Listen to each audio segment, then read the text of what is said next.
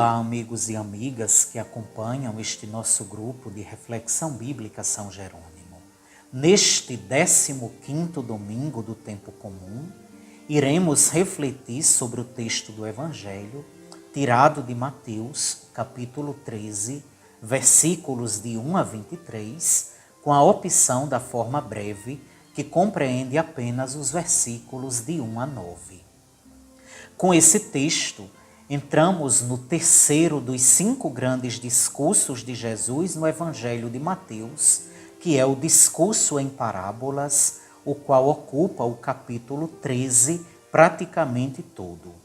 Nele, o evangelista mostra Jesus apresentando a realidade misteriosa do reino dos céus a partir de 7 parábolas. Além de hoje, a leitura desse discurso se estenderá por mais 2 domingos, de modo que teremos a oportunidade de meditar sobre todo o conjunto das 7 parábolas. O texto de hoje é bastante longo, além de profundo, e pode ser dividido em 4 partes. Na primeira temos a introdução ao discurso, e compreende os versículos de 1 a 3. A segunda parte contém a parábola do semeador, a primeira das 7, e consiste nos versículos de 3 a 9.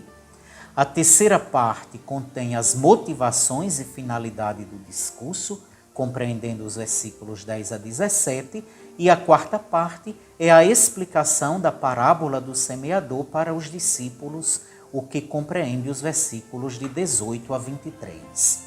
No contexto do Evangelho de Mateus, o discurso em parábolas representa o início de uma nova fase na vida e no ministério de Jesus. É como se ele tivesse feito uma avaliação do seu ministério até aquele momento, e daí ele adota uma nova estratégia, uma nova metodologia, como reação às rejeições sofridas por ele e pela sua mensagem em algumas cidades da Galileia. O anúncio da boa nova do reino, tanto por Jesus quanto pelos seus discípulos, tinha despertado pouco interesse nas pessoas até então. Diante disso, para tornar sua mensagem mais acessível, ele começou a ensinar por meio de parábolas, visando ser melhor compreendido, sobretudo pelas pessoas mais simples e humildes, que eram quem mais lhe dava atenção, uma vez que os considerados sábios e entendidos tinham se fechado completamente à sua mensagem libertadora, como vimos no Evangelho do domingo passado. O evangelista recorda tudo isso, então, para responder à situação concreta da sua comunidade, cerca de 5 décadas após a morte de Jesus. A comunidade continuava pequena. O anúncio do reino parecia não surtir efeito, e isso gerava desânimo entre os seus membros. O evangelho era anunciado, mas quase não se viam os resultados, de modo que os discípulos missionários da comunidade se sentiam desmotivados a continuar anunciando, com a sensação até de perda de tempo. Daí a necessidade do evangelista recordar tanto o ensinamento de Jesus sobre o reino, quanto a sua maneira de ensinar, motivando assim a comunidade a não desanimar e a aceitar a condição de pequenez e marginalização na qual vivia. Por isso, a primeira parábola contada é a parábola do semeador e da semente semeada. Essa parábola é carregada de traços autobiográficos. A figura do semeador é a imagem do próprio Jesus, que não se cansou e nem desistiu de anunciar o Evangelho, apesar das inúmeras dificuldades encontradas. Diz o texto que o semeador saiu para semear e lançou sementes em 4 tipos diferentes de terrenos indiscriminadamente. Na beira do caminho, no terreno pedregoso, no terreno coberto de espinhos e, finalmente, na terra boa. E os resultados da semeadura também foram diferentes, conforme a qualidade dos terrenos, obviamente. A postura do semeador pode até parecer estranha para nós, leitores de hoje, mas certamente era muito compreensível para o auditório de Jesus e para os primeiros leitores do Evangelho. Na antiga Palestina, a terra não era preparada com antecedência para a plantação. Jogava-se a semente na terra e só se começava a prepará-la quando as plantas nasciam e cresciam, a ponto de se poder distinguir a planta boa da árvore daninha. Perder sementes jogadas em terrenos duvidosos, portanto, era visto como normal na época. O importante era a confiança e a certeza de que em algum lugar a semente haveria de nascer, crescer e frutificar em abundância. Na explicação da parábola pelo próprio Jesus, fica claro que a semente em questão é a palavra de Deus e os terrenos são os corações daqueles que a escutam.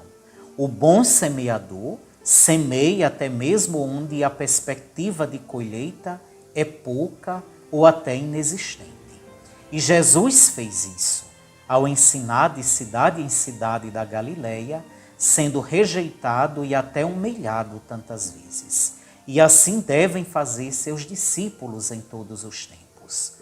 A comunidade deve confiar na eficácia e na força da palavra e, ao mesmo tempo, deve ter consciência das diversas oposições que essa recebe e que podem impedir o crescimento dos seus frutos.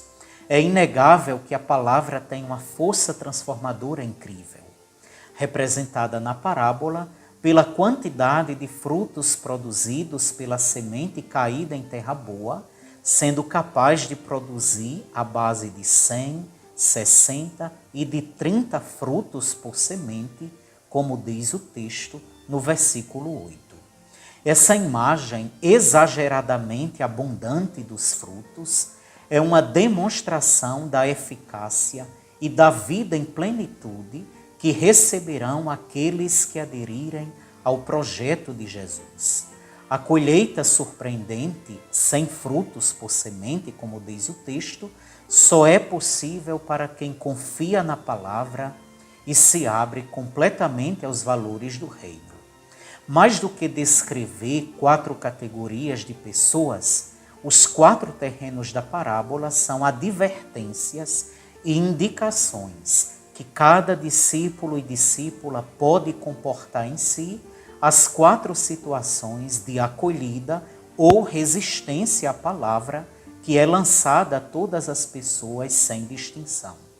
Por isso, os 4 tipos de terrenos evocam também a universalidade do Evangelho. Estrada, pedra, espinhos e terra boa está no coração de cada um.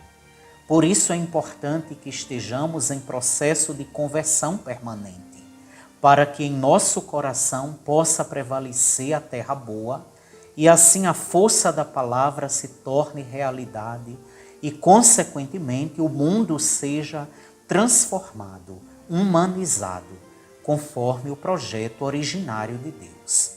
É necessário que a igreja esteja constantemente em estado de saída para lançar as sementes da palavra sobre o mundo inteiro em todas as circunstâncias, respeitando, contudo, a situação e a disposição de cada terreno. Que a palavra de Deus, neste domingo, sobretudo, caindo em nosso coração, gere frutos de paz, de solidariedade e de amor.